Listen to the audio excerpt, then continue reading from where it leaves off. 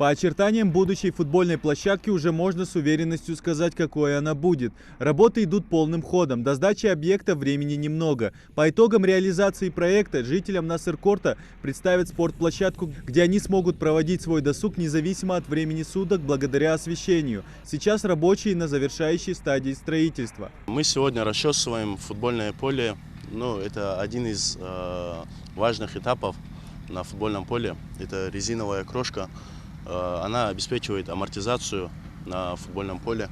Долгий и тяжелый процесс, занимает очень много времени. Даем гарантию, что мы сделаем все качественно, красиво и четко. Преимущество искусственного покрытия для футбольного поля – большой срок эксплуатации на протяженности 15 лет. Такое покрытие не требует особого ухода, в отличие от натурального травяного аналога. Футбольная площадка длиной в 100 метров и шириной в 65. Такой важный социальный объект строят, учитывая все нюансы. Подрядчик с 10-летним опытом и знает свое дело на отлично. Первое – это дренажная система, то есть в несколько этапов она проходит засыпки, несколько слоев щебени, отсева и так далее. Плотное укатывание.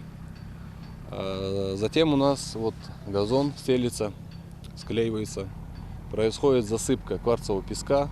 Кварцевый песок он является стабилизатором для искусственной травы, для того, чтобы борт поднимать.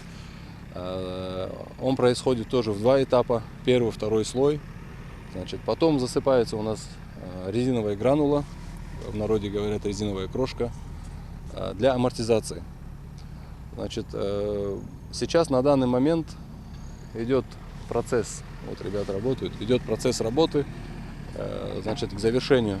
По периметру поля расположилась беговая дорожка. Ее особенности в мягкой поверхности. Родители могут смело оставлять детей на площадке, не боясь, что они получат травму. Рядом с футбольной планируют построить еще и воркаут-площадку. Необходимость этого футбольного поля для создания досуга граждан, чтобы наши жители могли свободно прийти на поле, поиграть в футбол или побегать там, провести свой досуг. Данное место было выбрано жителями данного села, потому что здесь рядом находится и школа, и детсадик.